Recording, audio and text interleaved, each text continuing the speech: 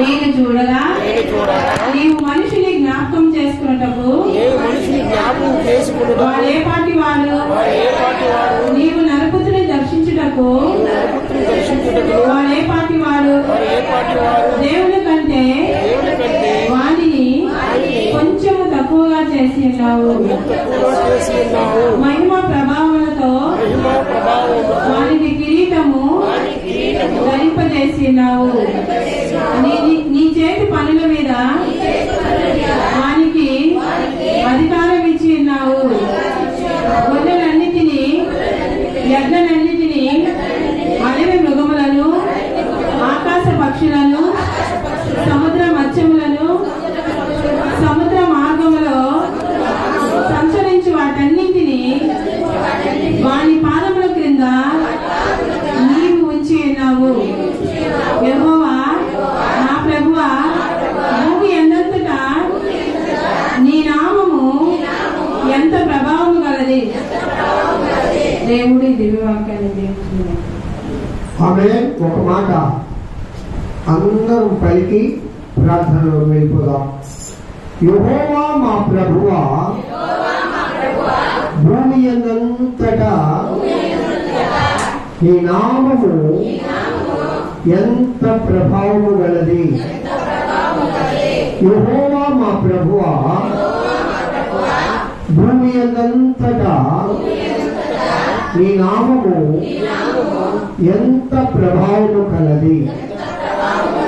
పిల్లరా, ఇది దావీదు రచించిన కీర్తన.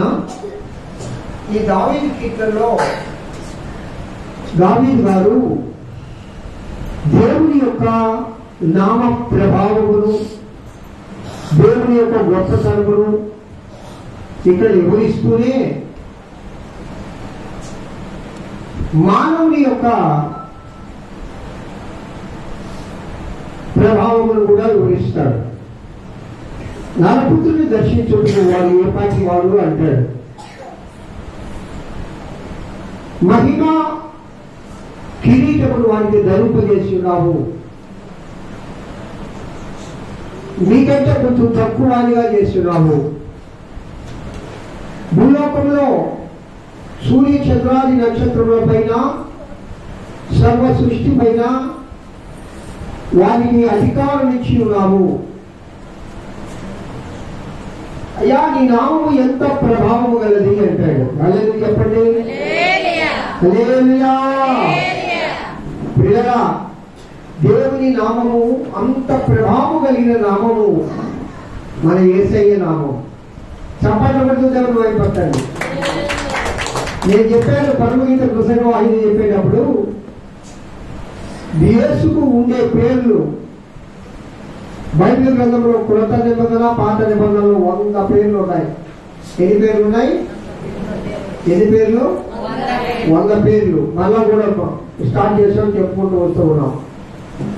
ఆ 100 పేర్లలో కొన్ని పేర్లు గంటగా చెప్పండి, అవి ఎక్కువ పేర్లు దోసరాలు చెప్పేటప్పుడు. కాబట్టి దేవుని నామము ఎంతో గొప్ప నామము. ఈ భూమి ఎందంతటా మహిమ ప్రభావములు కలిగిన నామం. అంత గొప్ప నామమైన ఆ దేవదేవుని ఆరాధించడానికి నరపుత్రులమైన మనము, అంటే మట్టితో చేయబడిన మనము అర్హులమా అంటే కాదు. అయినను ఆయన మహిమ ప్రభావములతో మనలను కప్పి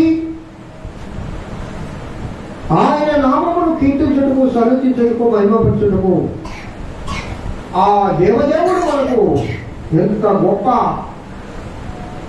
అవకాశం ఇచ్చాడు, అధికారం ఇచ్చాడు. హల్లెలూయా చెప్పండి. చెప్పు హల్లెలూయా చెప్పు. అబ్బా తండ్రి, అబ్బా తండ్రి ఆయనని ఆ ప్రభువును పిలవడానికి, ఆ దేవదేవుని ఆరాధించడానికి, ఆ ప్రభువును కృపను తలంచడానికి కుమారత్వాన్ని మనకు అనుగ్రహించాడు. ఎంత గొప్ప ఆశీర్వాదకరం అండి.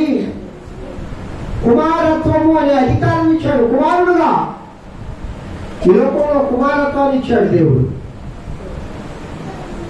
ఎంత గొప్ప దేవుని మనం ఆరాధిద్దామా? అందరం కళ్ళు మూసుకుందాం. కొన్ని నిమిషాలు అందరూ కళ్ళు మూసుకుందాం మౌనంగా. ఈ 2 నెలలు, ఈ ఫిబ్రవరి నెల 8వ పునరుద్ధాన దినం, 25వ సంవత్సరంలో ఈ ఆఖరి పునరుద్ధాన దినం వరకు ఫిబ్రవరి నెల 8 పునరుద్ధాన దినాలు మనమైతే దేవుడి సన్నిధిలో గడిపాం అని నేను నమ్ముతూ ఉన్నాను. ఏదైనా ఒకరిద్దరు ఏదైనా ఇంపార్టెంట్ పనులు పడి తప్ప అందరూ 8 వారాలు పరిశుద్ధ సన్నిధిలో గడిపాం. అయితే పిల్లల ఒకసారి మనల్ని మనం జ్ఞాపకం చేసుకుందాం.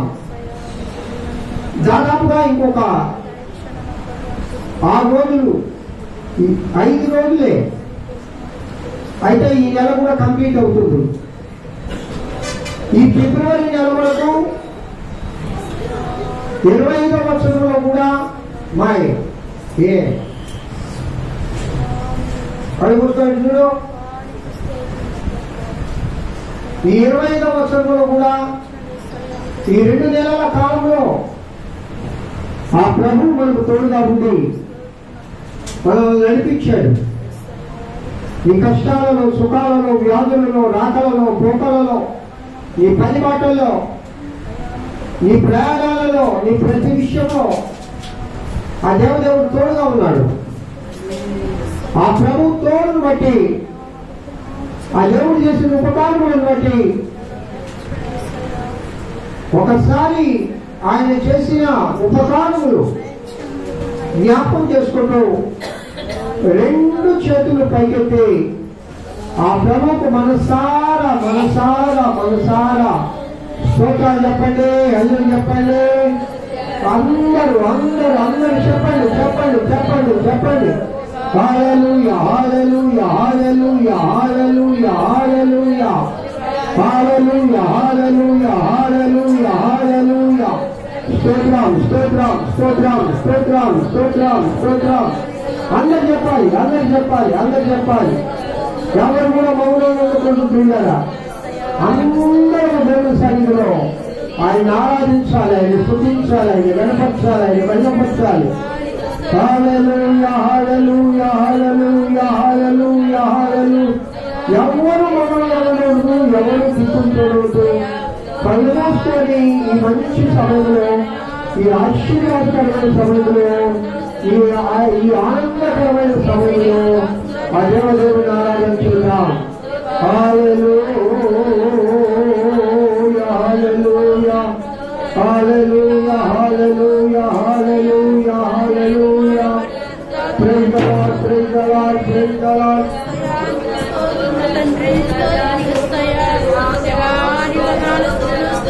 హల్లెలూయా, హల్లెలూయా, హల్లెలూయా, హల్లెలూయా. అందరూ కలిసి దేవుని వెంబడించండి. తప్పకుండా సత్య సంపూర్ణుడా ఇశ్రాయేలు సమూలపై ఆసీనుడా యేసయ్యా. శాసనం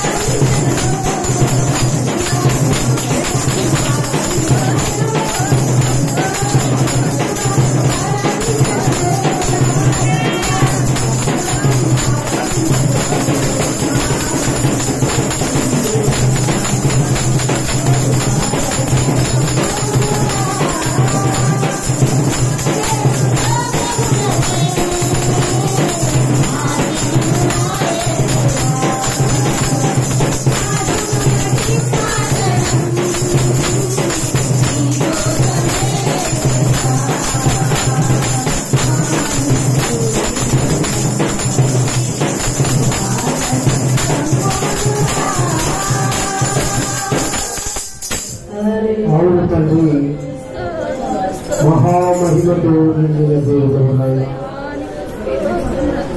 ఆరాధించడానికి అర్హులకు కాదు. ఆయన కేవలం మీ ఉచిత కృప వలన మిమ్మల్ని ఆరాధించే అధికారం ప్రేమమైన కృపమైన దయమైన పరిశుద్ధాత్మదేవా మీ మహోన్నతమైన నామమునకు వందనములు స్తుతులు.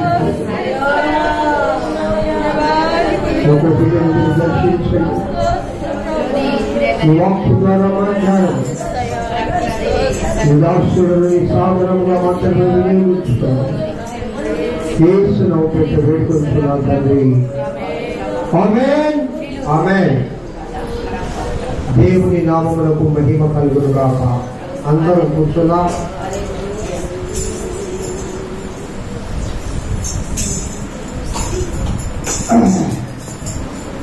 మీ అందరికీ యేసుక్రీస్తు నామం పేరిట వందనములు. అందరికీ ప్రైజ్ లార్డ్. ఇలా చెప్పండి రా బాబు. అందరికీ వందనములు. నేను వందనాలు చెప్పినప్పుడల్లా చెప్పండి, మామూలుగా అయితే చెప్పండి కదా. ఈ శుభదినములో, ఈ ఆశీర్వాదకరమైన దినములో, ఈ పునరుద్ధాన దినములో పునరుద్ధాన ఆశీర్వాదములతో నా దేవుడు మిమ్మల్ని ఆశీర్వదించును గాక. పిల్లల ఇంతవరకు 10 గంటల నుండి ఆరాధన బిగిన్ చేయబడింది. ఆరాధనలోను, ఉత్తర ప్రత్యుత్తర భాగంలోను,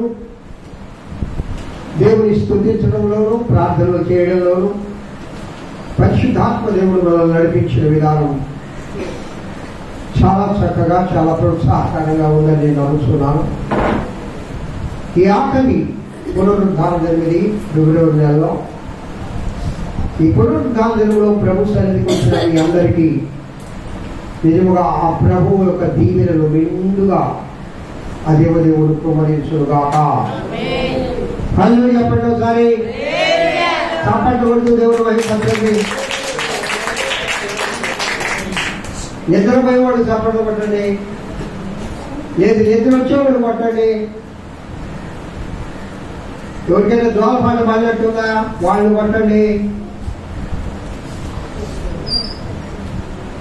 దేవుడికి స్తోత్రం. మీకు ఊరికి నిద్ర రావట్లేదు, దోమపాట పడినట్లేదు కాబట్టి అందరూ గంభీరంగా ఒకసారి చప్పట్లు కొడుతుంది. హల్లెలూయా. పిల్లల దేవుని గ్రంథంలో ప్రేమ గీతములు 2 ఉన్నాయి. నూతన నిబంధనలో పరమగీతము ఒకటి ఉంది. అదే ప్రేమ గీతం.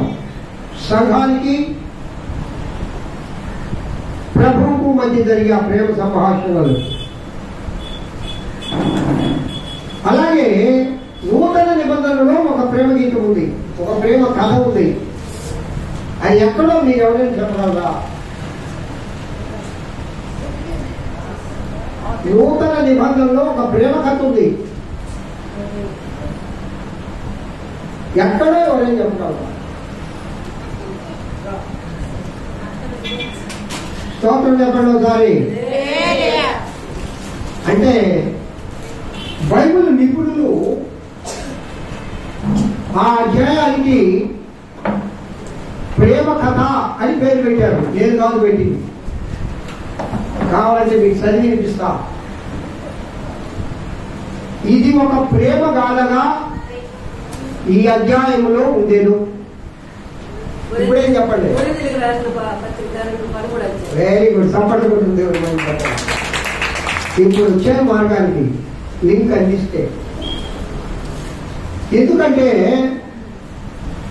ప్రేమను గురించి పౌలు గారు వివరించినట్లుగా ఎవ్వరు వివరించలేదు. ప్రేమ యొక్క యుద్ధంతో, పొడిగంతో, వైశాల్యమంతో ఎవరైనా చెప్పగలరా? చెప్పలేం. యోహాన్ గారు ఏం చెప్పారు? ఆ ప్రేమను గురించి చెప్పాలన్నా రాయాలన్నా సముద్రంలో ఉండే నీళ్ళని ఇంకుగా మార్చి ఆకాశమును పేపర్గా మార్చినా కూడా సరిపోదు అన్నాడు. అంటే ప్రేమ వైశాల్యం, ప్రేమ యొక్క లోతు, ప్రేమ వెడల్పు, ప్రేమ ఎత్తు, ఎత్తు ఇంటూ పొడవు, పొడవు ఇంటూ వెడల్పు ఏమవుతుంది? వైశాల్యం అవుతుంది. చుట్టుకొలత అంటే పొడవు ఇంటూ వెడల్పు ఇంటూ ఎత్తు. ఈ 3 కలిపితే చుట్టుకొలత అవుతుంది.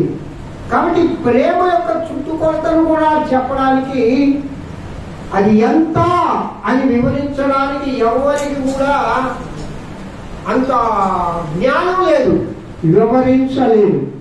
కానీ పౌలు వారు ఎందుకు ఆయన అంత గొప్పగా ప్రేమ గురించి వివరించాడంటే, ఆయన అన్న ఒక్కొక్క మాటలో దాగి ఉందమ్మా రహస్యము. ఒక్క మాటలో దాగి ఉంది ఆయన రహస్యం. ఈ 13వ అధ్యాయంలో 10 వచనాల వరకు, 1వ వచనం నుండి ఇప్పుడు నేను అందిన ఆహారంలో మీకు చెప్తా ఉన్నా. ప్రభా నేను ఏ వాక్యం చెప్పాలంటే ఇదే వాక్యాన్ని బోధించమని దేవుడు ప్రేమ వృక్షము అనే ఒక అంశాన్ని చెప్తా ఉన్నా. ఎందుకనగా పరమగీతముల గ్రంథము 1వ అధ్యాయం 2వ వచనంలో నీ ప్రేమ ద్రాక్ష రసము కన్నా మధురము అన్నారు. కాబట్టి ప్రేమ గురించి చెప్తూ ఈ ప్రేమ వృక్షాల గురించి ఈరోజు స్టార్ట్ చేశాను. మొట్టమొదటి దీంట్లో శాతము. కొన్ని వందల మంది చూస్తూ ఉన్నారు. ఈ దినమైతే 550 మంది నా ప్రొఫైల్ వీక్షించారు. అంటే చాలా మంది ప్రభు వాక్యం వింటూ ఉన్నారు, దేవుడు కార్యం చేస్తా ఉన్నారు. పిల్లరా, ఈ ప్రేమ వృక్షంలో ఫలించే ఫలాలు ఆయన వివరించాడు. అయితే నేను వాడి జోలికి పోవడం కానీ అసలు ఈ ప్రేమ గురించి ఇంత లోతుగా వివరించడానికి ఆయన కూడా పట్టేంది, ఆయన దొరికిన ఆధారమేంది, ఎందువలన ఆయన అంత గొప్పగా ప్రేమ గురించి వివరించాడంటే, ఆయన మాటల్లో ఒక మాట నాకు నచ్చిన మాట ఏంటంటే, అది ఎంత గొప్ప మాట అంటే, ఆయన ప్రేమామయుడు, ఆయన ప్రేమలో ఇన్ని అమూల్యమైన గుణగణాలు ఉన్నాయి. కాబట్టి ఇది అగాపే ప్రేమ. ఈ ప్రేమ వృక్షంలో ఉండే ఈ ఫలాలన్నీ కూడా మానవుడు ఫలించలేడు, కానీ అగాపే ప్రేమ కలిగిన వారు ఫలిస్తారు. ఈ అగాపే ప్రేమను ఇంత చక్కగా వివరించడానికి అసలు ఆయనలో ఉన్న సుగుణం ఏంటా, ఆయన దేని పట్టుకున్నాడు అంటే, బ్రతికితే నీకోసం బ్రతుకుతా, చావైతే లాభం. ఎందుకంటాడా మాట ఎవడైనా అంటాడా? చావైతే లాభం అనే మానవుడు లోకంలో ఎవడైనా ఉన్నాడా? ఎందుకన్నాడు? దేవుని ప్రేమలో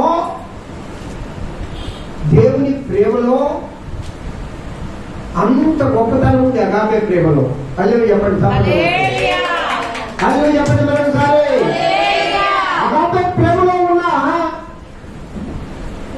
ఒక్కొక్క మాట అవి వర్ణనకు అతీతమైనవి. అవి విపులీకరించలేము, వివరించలేము. ఒకవేళ మంచి మాటలతో వినసొంపైన వర్డ్స్తో వివరించినా అది అనుసరించడం చాలా కష్టం. తప్పటి ఉంటుంది దేవుడి వైపు. మరి ఎందుకయ్యా బైబిల్ ఈ మాటలు రాకుందంటే, ప్రభు చిత్తంలో ఏ బిడ్డలైతే అనుసరిస్తారో వాళ్లకు చావైతే లాభం. వాళ్ళు బ్రతికితే దేవుడి కోసమే బతుకుతారు. ఏమో అలాంటి వాళ్ళు లేరా? ఉన్నారా లేరా? పౌలు ఒక్కరే కాదు, నీరో చక్రవర్తి కాలంలో స్టెఫను బైబిల్ చెప్పింది. ఫస్ట్ ఒకసారి చెప్పలే కదా యేసుక్రీస్తు తర్వాత. నీరో చక్రవర్తి కాలంలో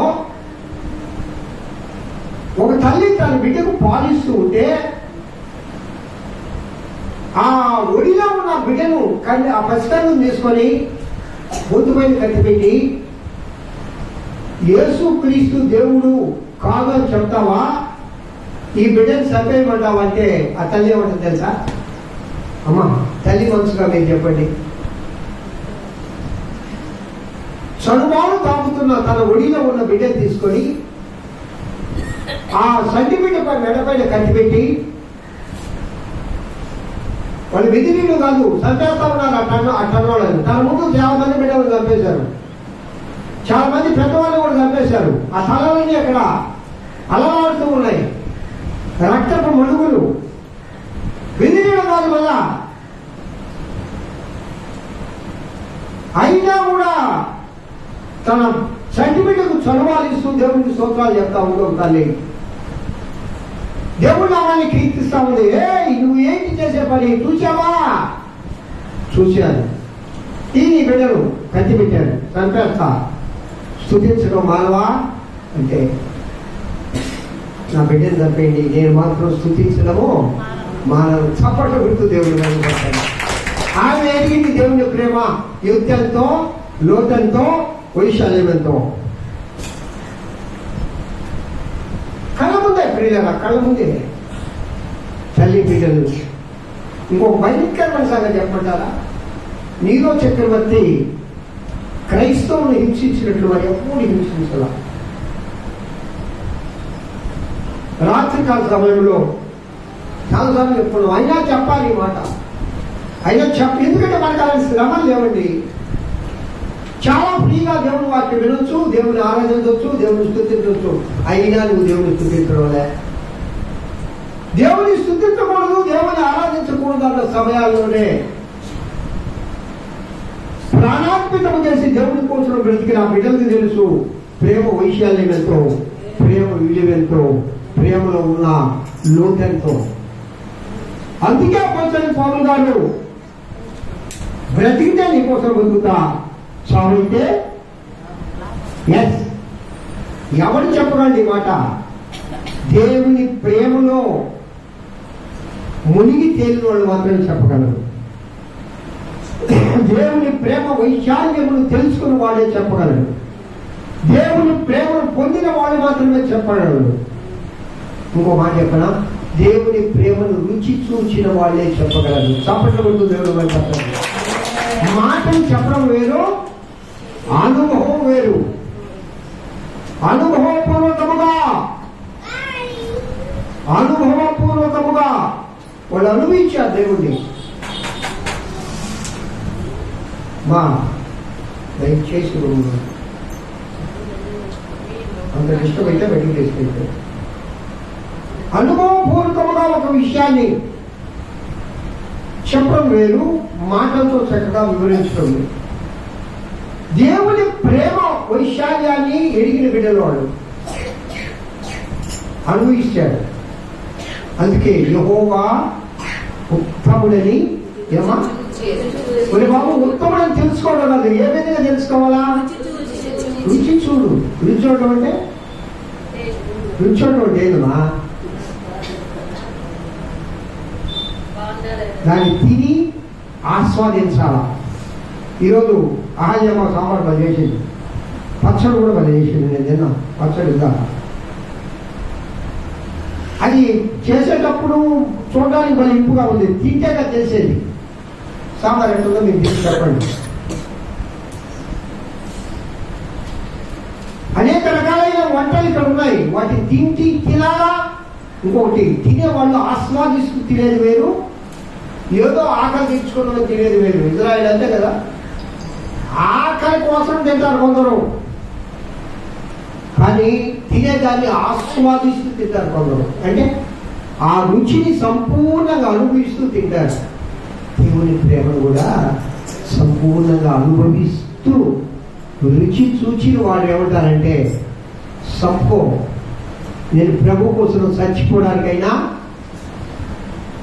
బ్రతికితే ప్రభు కోసం బతుకుతా, చచ్చిపోతే దేవుని కోసం చచ్చిపోతా అనేది ఒక నిర్భరమైన మనసుతో చెప్పగలిగిన వాళ్ళు ఎవరంటే దేవుని ప్రేమను రుచి చూచిన వాళ్ళు. హల్లెలూయా చెప్పండి.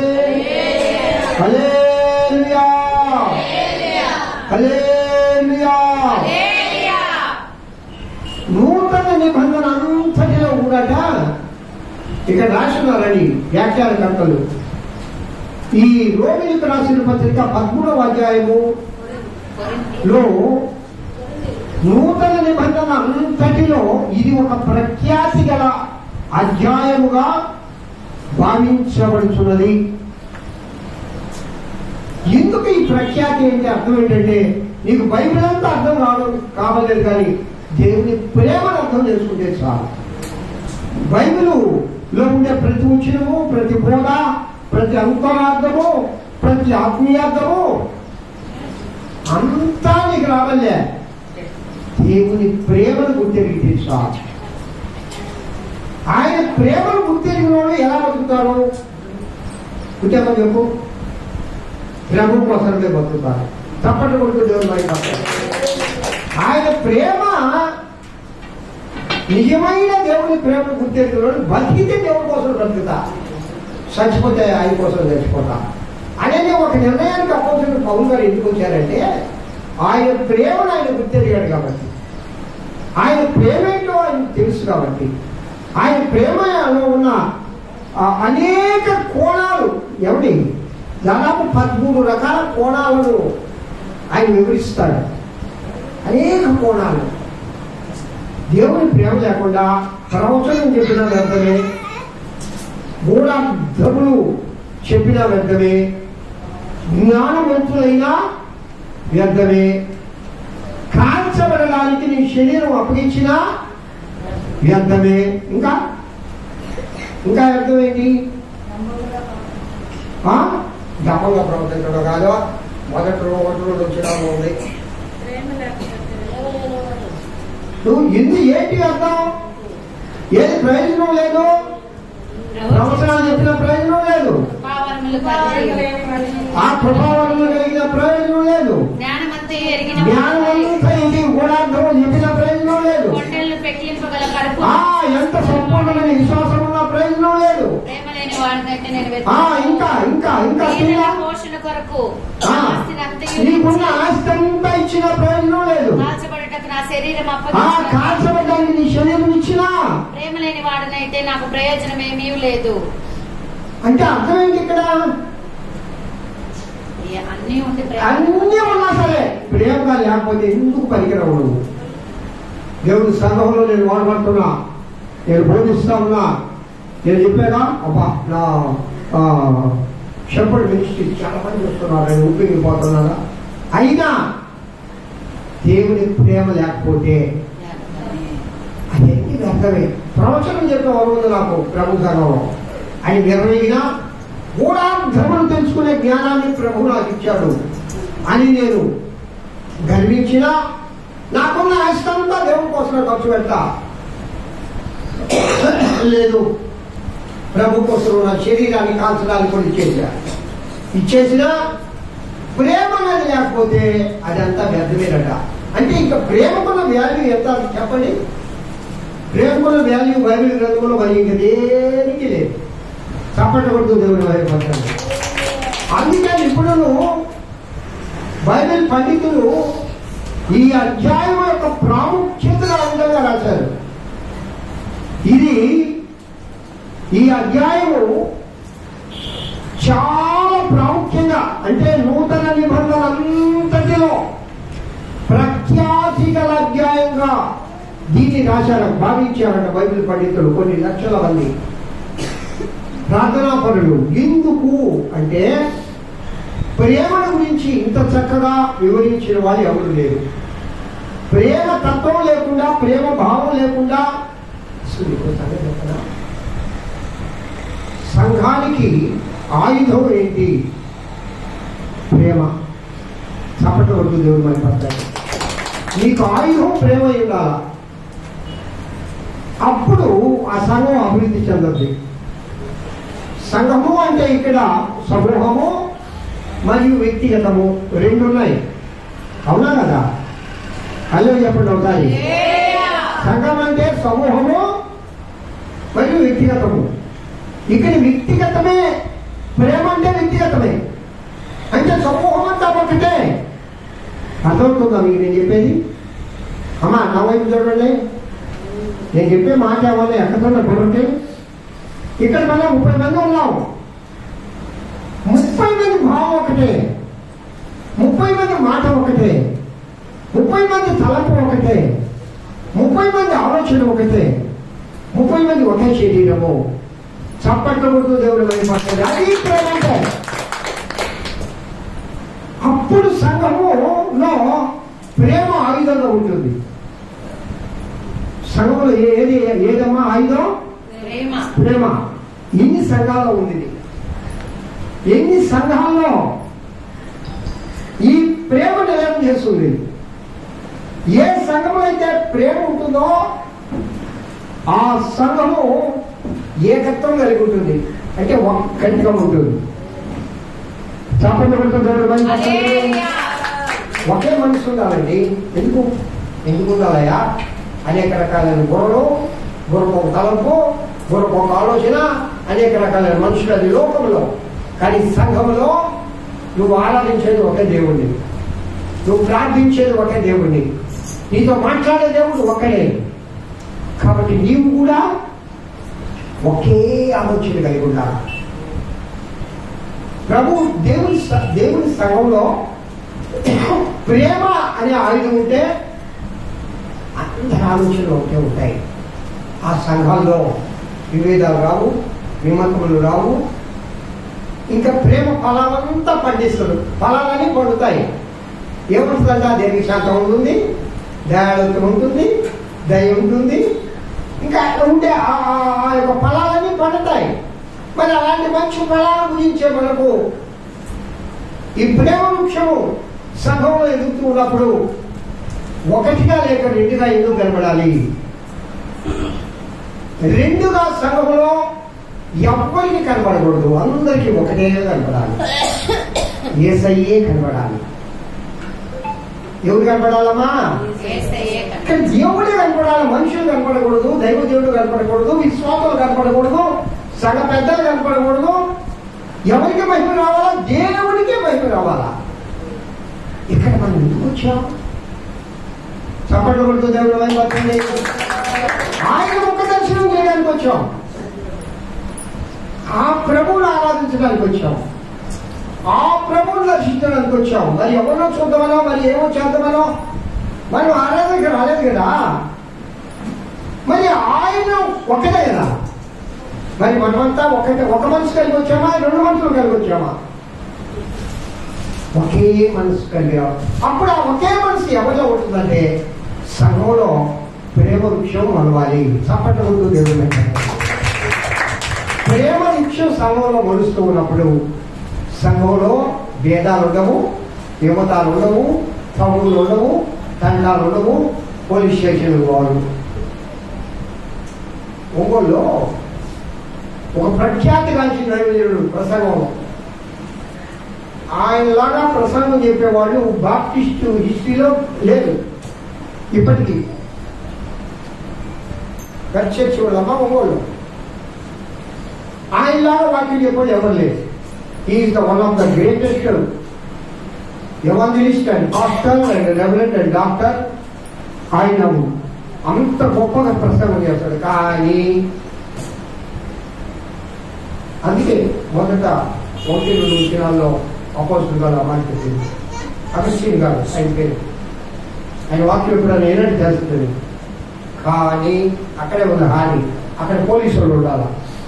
ఆయన సంఘం నడిపారండి. ఎవరు ఉండాలమ్మా? పోలీసు వాళ్ళు లేదే తలుపులు తీరు. ఎక్కడుంది ప్రేమ? ఎక్కడుంది ప్రేమ? ఒంగోలు నడిగుడిలో ఉంది ఆ సంఘం. పోలీసు వాళ్ళు ఉండి ఆరాధన జరిపిస్తారు. 2-3 ఆరాధనలు జరుగుతాయి అక్కడ. పోలీసు వాళ్ళు ఉంటారు. మరి అగస్టిన్ గారు అంత గొప్ప దైవజనుడు, అంత గొప్ప భావాలు చెప్తాడు. ఆయన కానీ పక్కకి వెళ్ళిపోతే ఆయనకి సమస్య ఉండదు. ఒక వర్గం అంతా అగస్టిన్ అయ్య గారే ఉండాలని, ఇంకొక వర్గం అగస్టిన్ గారు వద్దని. అది ఒక్కటే అలా. అసలు దాన్ని అంత డెవలప్ చేసింది అయ్యగారే. ఆయన లేకపోతే సంఘమే అంత డెవలప్ కాదు.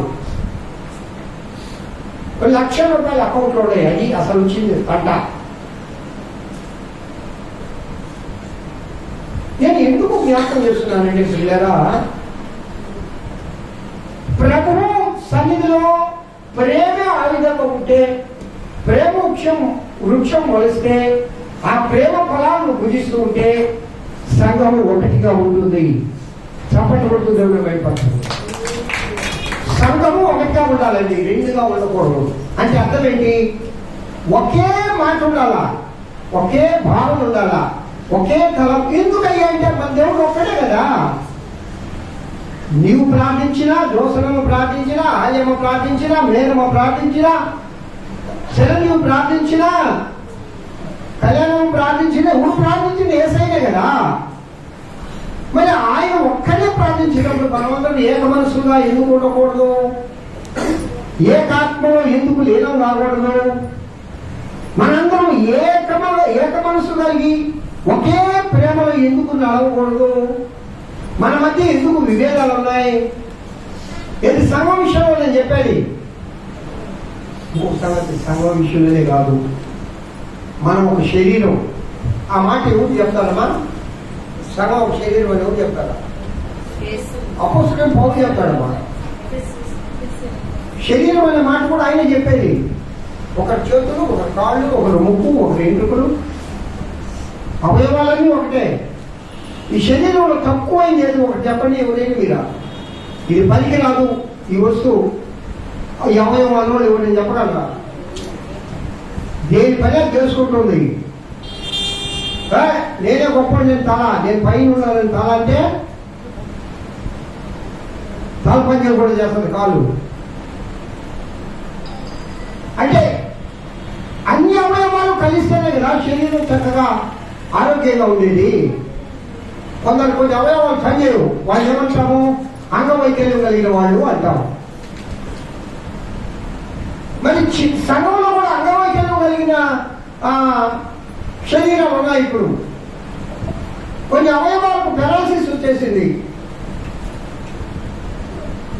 కొన్ని అవయవాలు పనిచేయడంలే, కొన్ని అవయవాలు నడవడంలే, కొన్ని అవయవాలు శుద్ధించడంలే, కొన్ని అవయవాలు ఏకత్వముగా దేవునితో సంఘముతో కలిసి ఆరాధించడంలే, కొన్ని అవయవాలు కుంటోళ్ళు అయిపోయి ఇళ్ళ దగ్గర ఉంటున్నారు, కొన్ని అవయవాలు దేవుని మందిరానికి నడిచి రావడంలే. సంఘంలో ఏకత్వం ఎక్కడుంది? సంఘములు ఎందుకు లేదు అంటే నీలో ప్రేమ వృక్షము మొలవలేదు. తప్పట్టు కొట్టు దేవుని మంత్రం. కాబట్టి ఈ 13వ అధ్యాయం అట ఈ ప్రేమాయుధము ప్రతి ఒక్కరు కలిగి ఉండాలట. ప్రతి క్రైస్తవుడు, ప్రతి సంఘము ఈ ప్రేమాయుధం కలిగి ఉంటే సాతాను కూడా జయించవచ్చు. ఇవన్నీ ఆత్మీయ ఆలోచనలు ఇవి. ఏది? దీర్ఘశాంతము, ఏమా దయాళుత్వము, ఇంకా సాత్వికము, ఆశా నిగ్రహము.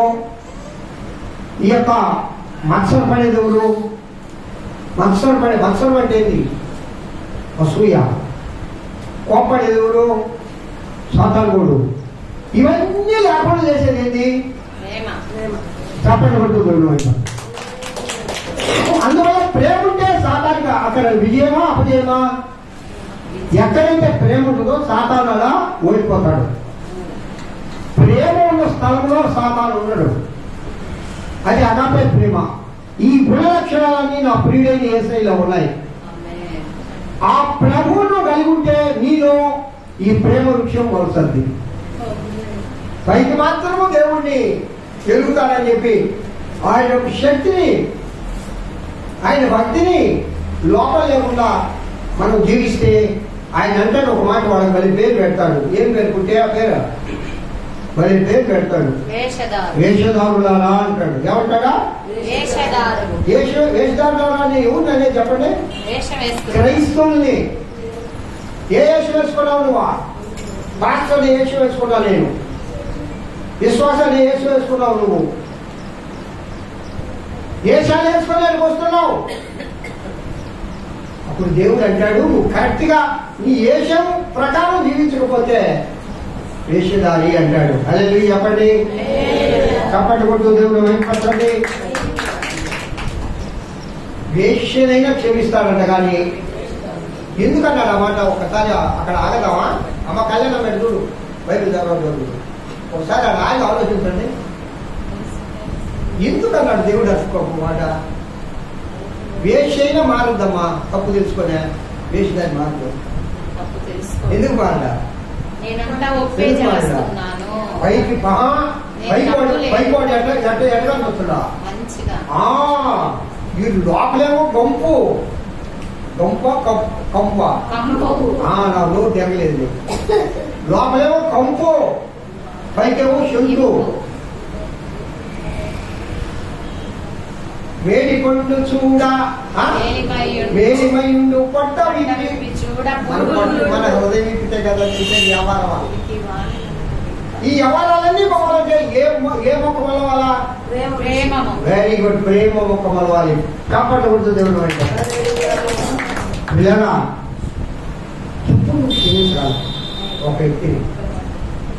ఎప్పుడు ఒక వ్యక్తిని క్షమించగలమంటే నీలో ప్రేమ ఉంటే తప్పనిసరిగా ఎన్ని తప్పులు చేసి ఆ వ్యక్తిని క్షమిస్తారంట. అంటే నీ రక్షణను క్షమించడం వేరేలో, నీ భార్యనో నీ భర్తనో నీ బిడ్డలో క్షమించడం వేరు. అది రక్షణలో కాబట్టి క్షమిస్తున్నావు. శత్రువులను క్షమించడం వేరు. ఏ అనుబంధం లేని వాళ్ళని క్షమించాలి. అది ఏసై చెప్పింది. ఇప్పుడు నా మనవుడు ఏ తప్పులు చేసినా నేను వాడిని క్షమిస్తా, ఎందుకంటే ఆయన నా మనవుడు కాబట్టి. నా భార్య నేను ఆ భర్తని తప్పు చేయలేదు, వేరే ఎందుకు అవునన్ను నేనున్నాను, నేనేమన్నా ఆమె అరిసినా తిట్టినా ఒక్కొక్కప్పుడు అనవసరంగా కోప్పడతా నేను, అయినా నేను క్షమిస్తూ మా ఆయన లేని. అంతేనా కదా? అది క్షమాపణ కాదు. దాన్ని అనుకుంటున్నారేమో మీరు పిచ్చోళ్ళ. ఆ మాటే కాదు. క్షమాపణకి అర్థం వేరే. ఎవరిని క్షమించాలా? నీ శత్రువులను. నీ రక్షమందుకు ఎప్పుడు నీకు శత్రువులు కాదు. ఈ రోజు శత్రువులు ఉంటావు, వాళ్ళ మిత్రులు అవుతారు, మధ్యలో పోతే మనం శత్రువులు అవుతాం. కాబట్టి ఎప్పుడు రక్షముల మధ్యలో ఎలాగాకండి. మనం శత్రువులు అయిపోతాం కానీ వాళ్ళు రేపు మిత్రులు అవుతారు. అన్నదమ్ముళ్ళు, అక్క చెల్లెళ్ళు, ఏమా తల్లి బిడ్డలు, వాళ్ళు ఎప్పుడైనా ఒకటే, వాళ్ళ రక్తం ఒకటి. కాబట్టి నేను ఒక మాట రహస్యం చెప్పనా, నేను ఒక రహస్యం చెప్పనా. మనం ఒక తల్లి బిడ్డలు, మనం ఒక తల్లి బిడ్డలు. మన తల్లి ఉండమ్మా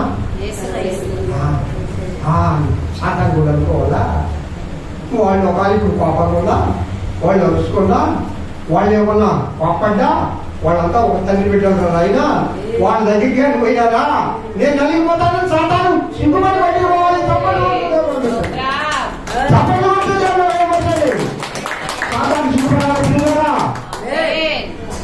ఒకవేళ మన సంఘంలో ఒక్కొక్కసారి ఒక్కొక్క మాట అనుకోవచ్చు, ఒక్కొక్కసారి కోపడచ్చు, ఒక్కొక్కసారి ఏమైనా తోలాడుకోవచ్చు. కానీ మనం అందరం ఎవరు ఒక రక్షమందరం, మనందరం మళ్ళీ ఒకటి అయిపోతాం. ఏసైని బట్టి సాపట్టుకుంటుంది. సాతాను కూడా సిగ్గుపడాలా, సాతాను కూడా సిగ్గుపడాలా. రావడం మన సంఘంలోకి అప్పుడు వారికి స్థానమే ఉండదు. ఎప్పుడు ప్రేమ మొలక నీలో వచ్చినప్పుడు, ప్రేమామయుడైన దేవుని యొక్క ఆ ప్రేమ ధారలు. టీవీలో ఒక ప్రోగ్రాం వచ్చేది, ప్రేమధారా ప్రేమధార. దూరపదా అనాట్యమూర్తి కాదమ్మా, ప్రేమధార. ఆ పాట భలే మధురంగా ఉంటుంది. నిజంగా ప్రేమధారే కదా దేవుని వాక్యం. రాయలమ్మా విన్నా ఎప్పుడన్నా పాట? ఎందాక చెప్పవా? వినపడలేదు. నేను ఆ ఫీలింగ్ పోవాలా? ప్రేమధార దేవుని వాక్యము. మన దేవుడు ప్రేమమయుడు. మన దేవుడు ప్రేమించేవాడు. కాబట్టి మీరు అనుదినము అందిన ఆహారాలుగా నిలరంటే ఈ ప్రేమ వృక్షంలో ఫలించే ఫలాలు, ఒక్కొక్క ఫలం గురించి ఒక 10 రోజులు 20 రోజులు చెప్పాల్సి వస్తుంది. ఇవాళ దీర్ఘశాంతం మొదలు పెట్టారు, ఇంకెన్ని రోజులు అవుతుందో తెలియదు. అసలు దీర్ఘశాంతంలో అంటే ఏంటి, అది ఎంత లోతు, దాంట్లో ఎన్ని భావనలు ఉన్నాయి, దాంట్లో ఎన్ని అర్థాలు ఉన్నాయి, దానిలో మనం ఏ విధంగా ఒదగాల, ఏ విధంగా ఎదగాల, ఏ విధంగా పొందుకోవాలా, ఏ విధంగా జీవించాలా, ఒక్కొక్క దానిలో ఇన్ని కోణాలు ఉన్నాయి ప్రియాల. ఒక్క అంశంలో ఇన్ని కోణాలు ఉన్నాయి. ప్రతి కోణం నుంచి దేవుని వాక్యాన్ని ధ్యానించాలి. హల్లెలూయా చెప్పండి ఒకసారి. ఈ దేవుని ఇది ప్రేమ కథ. ఇదేంటమ్మా? ప్రేమ కథ. ఈ ప్రేమ కథను అనుదినం చదవండి చాలు. 8 వచ్చినాలే 1 నుండి. ఒకసారి లేచి ఇది చదువుకొని బయటికి పోండి, ఆ రోజంతా సాతాను నీకు ఓడిపోతాడు ప్రతి విషయంలో. నీ మనసు సమాధానం ఉంటుంది. దేన్ని బట్టి కూడా కోపం రాదు నీకు. అసలు కథ పెట్టేయండి. మొన్న నాకు కలిగి కోపం వచ్చింది, నాకు ఆవేశం అయిపోట్లే. అమ్మా ప్రాక్టికల్ చేస్తున్నా. ఏంటంటే అంత ఇసుక అయిపోయింది నాకు. హార్ట్ నొప్పి చేస్తా ఉంది. అసలు ఎందుకు ఇంత కోపడుతున్నా అంటే నిజమే కోపడాలి పరిస్థితి అది. సరే కోపం నేను ఎవరు చేయగలంటే ఏం చేయలేదు. అయినా ఎందుకో అంత కోపం వచ్చింది నాకు. కొనుక్కోను వెళ్ళాడు, ఇటు వెళ్ళాడు, కాస్త పైకి లేచి నీళ్లు కానీ మళ్ళా వెళ్ళాడు. అదే మనసు స్థిరమే లేదు. ఎందుకు అట్లా చేస్తాం, ఇంత ప్రార్థన చేస్తాం, ఇంత కోపం ఏందిరా నీ పరిస్థితి? నేను కూడా మానవండి కదా. మనం ఒక్కసారి తగిలేసుకొని చూసుకొని ధ్యానించుకోలేదు, అప్పుడు మనసు శాంతత దేవుడు నాకు అనుభవించాడు. మళ్ళీ చెప్పండి ఒకసారి. చాలా మంది చెప్తారు 1, 2, 3, 4, 5, 10 వరకు అంటే లెక్క పెట్టండి. లెక్క పెట్టినా తగ్గల కోసం.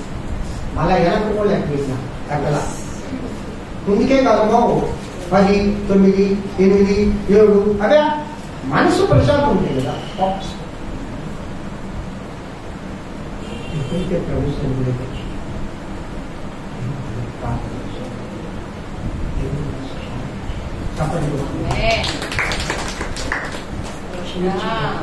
ఆ క్షమించేవాడు ఎవరు ఇచ్చారు? ప్రభు ఇచ్చాడు. అనుభవించాడు. నేను అనుభవపూర్వకంగా చెప్తాను. నీకు పోయిన వారంలోనే నేను అనుభవపూర్వకంగా చెప్తున్నాను. మీకు ముందు వచ్చి ఇంకొకసారి కోప్పడిన ఆరోగ్యం చెప్పేసుకోవడం అనిపించి, కానీ ఏం చేద్దాం, పరిస్థితులు చేస్తా ఉన్నాయి అనేది కోప్పడకూడదు. వెంటనే మేము క్షమించేసా, ప్రేమించు. కాబట్టి ప్రియులారా, ఆ ప్రేమ విషయంలో ఆ ప్రేమ ఫలాలను భుజిస్తూ ఉంటే అందరూ సాతాను ఓడిపోతాడు. మన జీవితంలో ఒక్కటిసారిగా నువ్వు గెలవాలా, నువ్వు గెలవాలా, నువ్వు గెలవాలా, సాతాను ఓడిపోవాలా. అందరూ చెప్పండి, నేను గెలవాలి, సాతాను ఓడిపోవాలి. నేను గెలవాలి, సాతాను ఓడిపోవాలి. నేను గెలవాలి, సాతాను ఓడిపోవాలి. ఎప్పుడు ఓడిపోతాడు?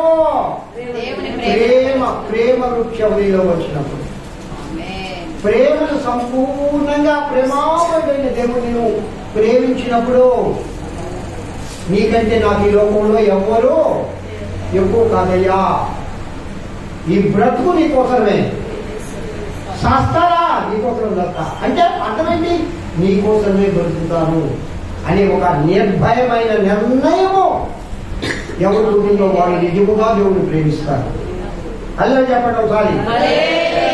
కాబట్టి ప్రియా దేవుని బిడ్డారా, నేను ముగిస్తూ ఉన్నాను.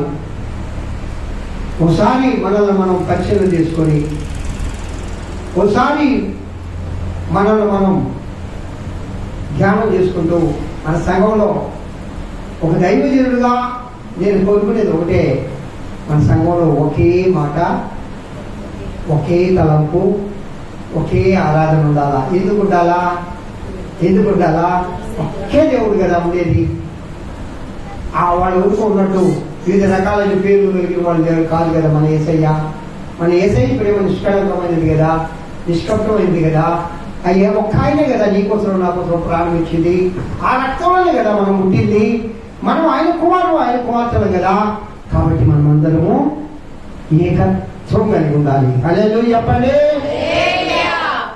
ఎప్పుడు ఉంటుందంటే ప్రేమ, ఆ క్రీస్తు ప్రేమ వృక్షం మన హృదయాలలో మొదలెత్తాలి, మన సంఘంలో స్థాపించబడాలని ప్రార్థన చేయండి. ప్రభువా, సంఘంలో ప్రేమ వృక్షం మొదలుపిస్తున్నాయన మా సంఘంలో ప్రేమ వృక్షం వస్తుంది. ఆ ప్రేమ వృక్షంలో ఉండే ఫలాలు మేమంతా భుజించాలి దేవా. బలం పొందాలి, ప్రేమలోనే నడవాలి, నీకోసమే బ్రతకాలి. చివరిగా తల్లి చెప్పండి ఒకసారి, నీకోసమే బ్రతుకుతాం ప్రభువా. ఒకవేళ సరిపోయామా, నీలో ఉండే సరిపోతాం.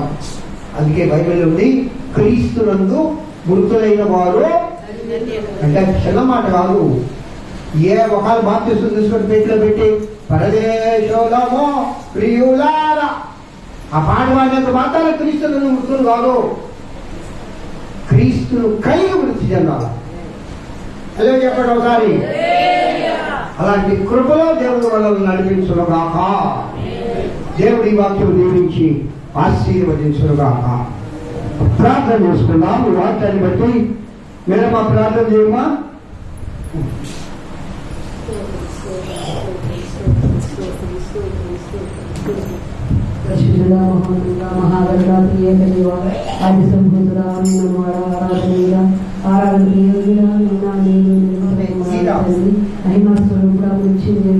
అన్నమూలను నడిచిన వాడా నీకే స్తోత్రం స్తోత్రం స్తోత్రం.